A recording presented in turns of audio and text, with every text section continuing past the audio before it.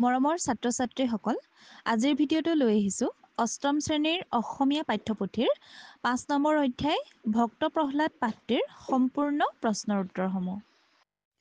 প্ৰথমে ১ নম্বৰ প্ৰশ্নটোত আছে উত্তৰ দিয়া। ক নম্বৰটো হৈছে ভক্ত প্ৰহ্লাদ নাটিকাখনৰ মুখ্য চৰিত্ৰকেইটাৰ নাম লিখা। উত্তৰ: ভক্ত প্ৰহ্লাদ নাটিকাখনৰ মুখ্য চৰিত্ৰকেইটাৰ নাম হ'ল হৰি, হিৰণ্যকশিপু, প্ৰহ্লাদ, খণ্ডামৰ্ক আৰু মহাৰাণী।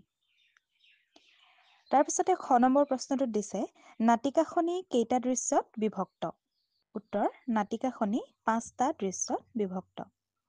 গ নম্বৰটো আছে প্ৰহ্লাদৰ পিতৃৰ নাম কি? উত্তৰ: প্ৰহ্লাদৰ পিতৃৰ নাম হৈছে হিৰণ্যকশিপু। ঘ নম্বৰটো হৈছে হিৰণ্যকশিপুৰ ভাতৃৰ নাম কি আছিল?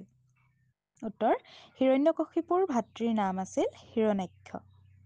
ঙ নম্বৰটো হৈছে হৰিৰ প্ৰতি প্ৰহ্লাদৰ কেনেকুৱা ভক্তি আছিল? উত্তৰ: হৰিৰ প্ৰতি প্ৰহ্লাদৰ একান্ত ভক্তি আছিল। তাৰপিছতো হৈছে প্ৰহ্লাদক অসুৰৰ শাস্ত্ৰজ্ঞান দিবলৈ কাক নিযুক্তি দিয়া হৈছিল? উত্তৰ: দৈত্যগুৰু শুক্ৰাচাৰ্যৰ ২ পুত্ৰ খণ্ড আৰু মৰ্কক নিয়োগ কৰিছিলে। দ্বিতীয়চটো হৈছে ত্ৰিজগতৰ পতি বুলি প্ৰহ্লাদে কাক কৈছিল? উত্তৰ: ত্ৰিজগতৰ পতি বুলি প্ৰহ্লাদে হৰি অৰ্থাৎ ভগৱান বিষ্ণুক কৈছিল। বৰ্গীয়াজটো আছে স্ফটিক স্তম্ভটোৰ পৰা ওলাই অহা আধা মানুহ আধা সিংহৰ ৰূপটোৰ নাম কি? উত্তৰ: ৰূপটোৰ নাম হৈছে নৰসিংহ। ঝটো হৈছে অসুৰৰ শাস্ত্ৰখনৰ নাম কি? উত্তৰ: অসুৰৰ শাস্ত্ৰখনৰ নাম হৈছে বামানয় শাস্ত্ৰ। এতিয়া চাওঁ আহা আমি ২ নম্বৰ প্ৰশ্নটো। ২ নম্বৰতে ক নম্বৰটোত আছে কি ভাৱত তন্ময় হৈ আছা প্ৰহ্লাদ? তোমাৰ কাষত আহি মই ৰৈছোহি, তুমি গমেই পোৱা নাইনে? এই কথাষাৰ প্ৰহ্লাদক কোনে কৈছিল? সেই সময়ত প্ৰহ্লাদ কি ভাৱত তন্ময় হৈ আছিলে? উত্তৰ: এই কথাষাৰ প্ৰহ্লাদৰ জ্যেষ্ঠ ভাতৃয়ে প্ৰহ্লাদক কৈছিলে আৰু সেই সময়ত প্ৰহ্লাদ এই সুন্দৰ প্ৰকৃতিৰ সৃষ্টিকৰ্তা হৰিৰ মহিমাৰ ভাৱত তন্ময় হৈ আছিল, অৰ্থাৎ ভগৱানৰ কথা ভাবি আছিলে। খ নম্বৰ প্ৰশ্নটো হৈছে স্ফটিক স্তম্ভ ভাঙি প্ৰভু নৰসিংহই ওলাই আহি কি কৰিছিল আৰু তেওঁৰ গৰ্জনত দৈত্যসৱৰ কেনে অৱস্থা হৈছিলে? উত্তৰ: স্ফটিক স্তম্ভ ভাঙি প্ৰভু নৰসিংহই ওলাই আহি হিৰণ্যকশিপুক সামান্য এক পতংগৰ দৰে বধ কৰি উৰুত বহুৱাই নখেৰে বিদাৰি বধ কৰি পেলাইছিল আৰু তেওঁৰ গৰ্জনত সকলো দৈত্য ভয়ত কম্পমান হৈছিল। ইয়াৰ পাছতে ৩ নম্বৰ প্ৰশ্নটো চাওঁ আহা। ইয়াত দিছে চমুকৈ লিখা। ক নম্বৰটোত আছে প্ৰহ্লাদে হৰিভক্তিৰ মহিমাৰ বিষয়ে দেখুওৱা যুক্তিবোৰ একাদিক্ৰমে লিখা।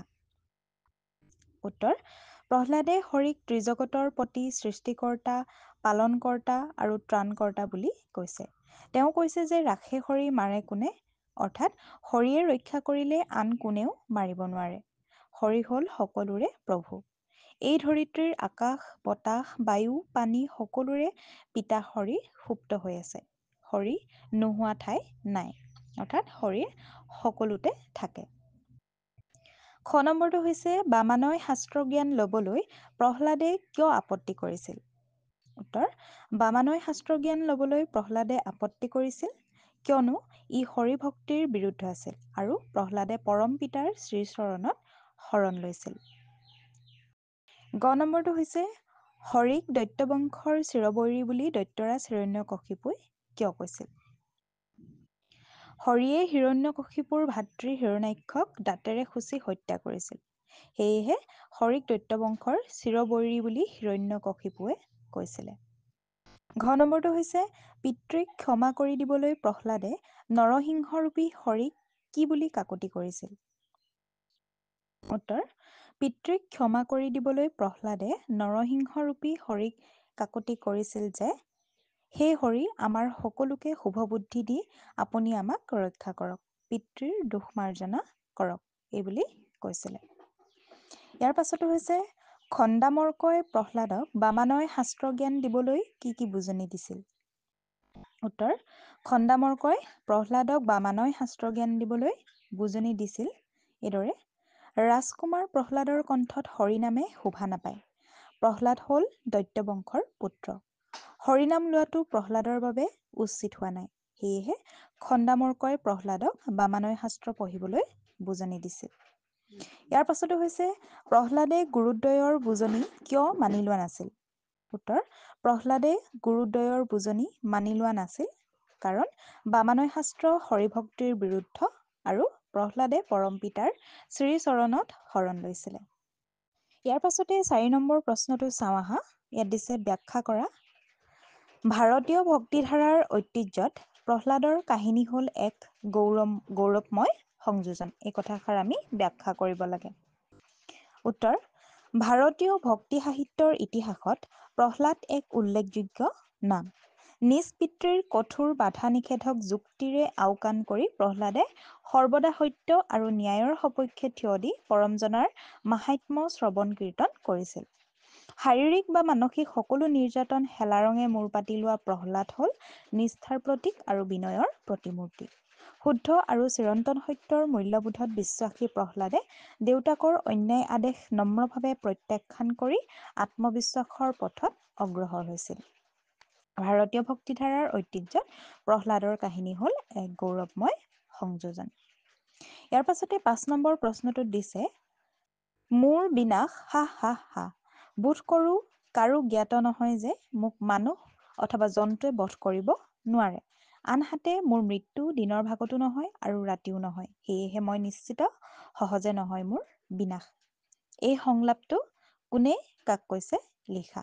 উত্তৰ: এই সংলাপটো হিৰণ্যকশিপুৱে প্ৰহ্লাদক কৈছিলে। ইয়াৰ পাছতে 6 নম্বৰ প্ৰশ্নটোত আছে ওপৰৰ সমাসযুক্ত বাক্যসমূহ তালিকাত উল্লেখ কৰা মতে লিখা। ইয়াত দিছে ত্ৰিভুৱন, হতাহতি, পৰ্বতগম্ভীৰ, ত্ৰিজগত আৰু সিংহাসন। তালিকাখন তলত দিয়া আছে, তোমালোকে চাই ল'বা। ইয়াৰ পাছতে চাওঁ আহা আমি 7 নম্বৰ প্ৰশ্নটো। ইয়াত দিছে এটা শব্দত প্ৰকাশ কৰি লিখা, অৰ্থাৎ এটা শব্দত প্ৰকাশ কৰা। প্ৰথমটো হৈছে যাৰ সাহস আছে সাহসী।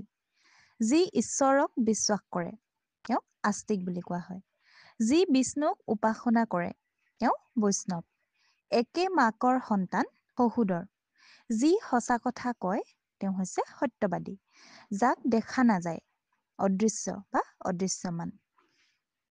ইয়াৰ পাছতে 8 নম্বৰ প্ৰশ্নটোত দিছে বাক্য ৰচনা কৰা। প্ৰথমটো হৈছে চিৰবৈৰী। হিৰণ্যকশিপু আৰু ভগৱান বিষ্ণু চিৰবৈৰী আছিল। চিৰবৈৰীৰ তলত ড্ৰেছ দিবা। হিংসা দেশ। দেৱতা আৰু অসুৰবিলাকৰ মাজৰ হিংসা দেশ সদায় দেখা যায়। ইয়াৰ পাছতো হৈছে আকাশ পাতাল।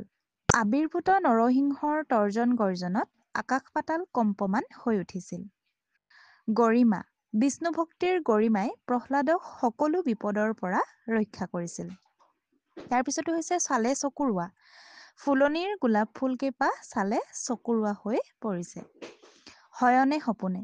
প্ৰহ্লাদে শয়নে সপোনে হৰিকে স্মৰণ কৰিছিল। ইয়াৰ পাছত আছে 9 নম্বৰ প্ৰশ্নটোত চমু উত্তৰ দিয়া। প্ৰথমটো হৈছে খণ্ডামৰ্কৰ পিতৃৰ নাম কি? উত্তৰ: খণ্ডামৰ্কৰ পিতৃৰ নাম দৈত্যগুৰু শুক্ৰাচাৰ্য। খ নম্বৰটো হৈছে বিষ্ণুৱে প্ৰধানকৈ কেইটা অৱতাৰ ধাৰণ কৰিছিল? উত্তৰ: বিষ্ণুৱে প্ৰধানকৈ 10টা অৱতাৰ ধাৰণ কৰিছিল। গ নম্বৰটো হৈছে বিষ্ণুৰ চতুৰ্থ অৱতাৰটো কি? উত্তৰ: বিষ্ণুৰ চতুৰ্থ অৱতাৰটো হৈছে নৰসিংহ। ইয়াৰ পাছতে ঘ নম্বৰটো হৈছে বামানয় শাস্ত্ৰ কি? উত্তৰ: বামানয় শাস্ত্ৰ বেদ বিৰুদ্ধ শাস্ত্ৰ। দৈত্যসকলৰ শাস্ত্ৰক বামানয় শাস্ত্ৰ বোলা হয়। ছাত্ৰ ছাত্ৰীসকল, আজিৰ ভিডিঅ'টো আছিল ইমানেই। এই ভিডিঅ'টোৰ উপৰিও যদি তোমালোকে অন্য ছাবজেক্টসমূহৰ কুৱেশ্যন আনচাৰসমূহৰ ভিডিঅ'সমূহ চাব বিচাৰা তেন্তে আমাৰ চেনেলৰ ডেছক্ৰিপশ্যনত প্লেলিষ্টৰ লিংক দিয়া আছে, তোমালোকে চাব পাৰিবা।